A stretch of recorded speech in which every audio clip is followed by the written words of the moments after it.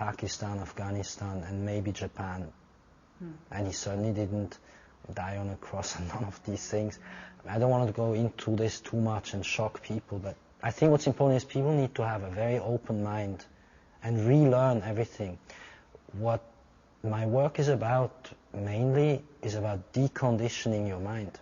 We grow up conditioned from childhood with either religion or science or schools or parents or ideas that are totally unquestioned, and that we just carry around for hundreds of years having no clue about what we're talking about. So it's very important that people today, as we're entering the fascinating changes, earth changes, cosmological changes, as we're going through really unique things, we need to also mentally and spiritually, forgive the term, grow up.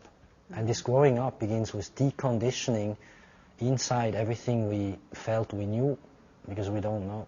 So the Jesus story, to come back to your question, and the lines and all these stories about the bloodlines, it isn't really important so much what bloodlines we were from. We're all extraterrestrial. In one form or another, we're all from somewhere else. Yes, absolutely. And we mixed in some forms. Yes, go ahead. So you are also working towards what you might term the merging of the dimensions. Yes. Where you're being able to see through the different dimensions and connecting them. Yes. All people are having this sort of transition happen. Yes, this is coming now more and more. It began a few years ago. I don't know what it has to do with. The scientists I talked to, we're not so sure. What we know, when we have great stillness, like we have here, a moment where things come together, one can probably feel that there is a sort of a merging of light going on. Everything is, after all, light and energy, and where we may even hear not voices, but we feel input. It's hard to peg, it's hard to explain. These things are becoming more and more discernible, where you can feel it, hear it at night in dreams, or even see it, like sideways. You can maybe feel at times a presence.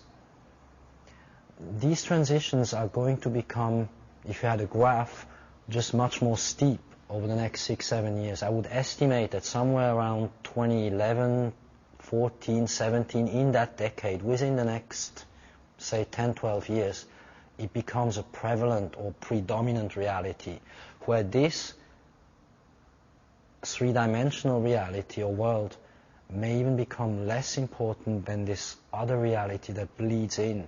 I think every person knows what I'm talking about deep down, who sees us talk, and I think everyone has his or her own experience and would word it in different ways. All I know is it's on its way. It began quite a number of years ago, and it's becoming stronger. And you talk about earth changes, is that right, yes. in your book? Yes. And you're tapping into these both astrologically, scientifically from something of your contacts, and then what you're talking about in terms of what else? A certain psychic intuition about when they might occur? Yes, okay. I use the term earth changes because that's the word everyone has agreed to call it. But I say, first of all, what's happening outside in the real reality is going to be less important. Let me make this really clear. In my book it's very clear. What is the 3D, the physical world, politics, society, economics, quakes, weather changes, all that, that's what I call the outside world. That is less important than the inside world. What I talk about more in my book is about what we from inside ought to be doing about what's going to happen outside. But I say we shouldn't react to the outside event. We should from inside, at least, one shouldn't say should, but we want to be able from inside to grow into this and be ready to meet it sort of head on without any fear, because there's nothing to fear. It's going to be actually fun, in my opinion anyway. It's going to be very interesting. We're going to meet a whole new science, the awakening of a new geometry, of new mathematics. So there is exciting stuff that is going to happen that is so much more interesting than, what does it matter? There will be quakes, tsunamis, there will be certain years when there are climactic changes, a slight changing of the poles, probably, changes of the Gulf Stream, and so on. Those are the physical changes. I estimate they are somewhere between 2009 and 2020, more or less, that decade.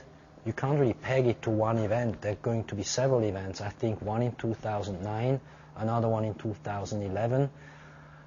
I said in my book, I can repeat it quickly, that there's a young boy in Russia called Boriska. He's known as the little boy from Mars. And he says that in 2009 and 2011, according to his memory from Mars, as strange as this sounds, he remembers very well his life and the pre-recorded idea or message he has. And this is a small kid, 7 years old, that talks in Moscow, in the area around Moscow. Never mind, he also says 2009, 2011 are key years, numbers that he remembers. But he's not sure of what it is in the physical world, whether it's a quake or what nature the event is. But he speaks of a rather large calamity for one continent. Mm-hmm. Again, like I said, I don't think the physical events, the outside world, is what we should focus on. I want people more to focus within, because we are the change, and the change comes from within. So if, say, a handful of people worldwide really live with this change inside and grow strong to be surrounded by the invisible world and work with it, then everything that's going to happen outside will not be important. That's a wonderful That's my way to opinion. put it. Yes. Yeah, that's absolutely excellent. So can you talk a little bit about what you're sort of aiming to do in this world, though, to sort of put people into safe places and encourage them to build small enclaves of groups? Yes, what I suggest, I've been suggesting it for a number of years, first in private, then on the internet, and now in my book. There is a couple of chapters devoted to this where I go into detail. To sum it up very briefly, we have to see that in the outside world there's going to be weather changes and a number of physical things changing, from society to climate to you name it, that boils down to the fact that society as such, the functioning of what we call our world, will pretty much disintegrate, if not break down, at some point. Mm-hmm. That's not dramatic. That's not something to get fearful about or have funny feelings of. All we need to know is we need to live what I call a life that is based on earth sharing or sharing with nature, which means we need to move away, at least those of us who want to live comfortably and normally and productively. I feel we need to move away from cities or from civilizations, and we need to live according to shamanic science. In early 2006, maybe you remember, there was this little whale, the bottlenose whale, that swam into the Thames River and died there. To me, he was the sign that the further away you're from humanity, the better. It sounds a little horrible to say that, but I think that the solution of what I call safe places or enclaves or safe havens or areas of building a new life have to be earthbound, and you want to be able to fish, to have animals around you, to be completely independent of what goes on around in society. In other words, you're going to live like tribes. And still, you will be able to apply high technology, to have free energy. So my idea is to have a network, not just one or two, a network, a chain of so-called safe places where people live according to ancient ways of life, but in connection with cosmology. Have a group of people that each should have at least a few scientists, a few farmers, a few technically skilled people, basically groups that live in what I call a group mind, with these ideas we're talking about, able to simply carry on life and live a life without the ideas that we carried into this life. In other words, who can decondition themselves and begin again. It's a little difficult to summarize all this. Those are big subjects. That's okay.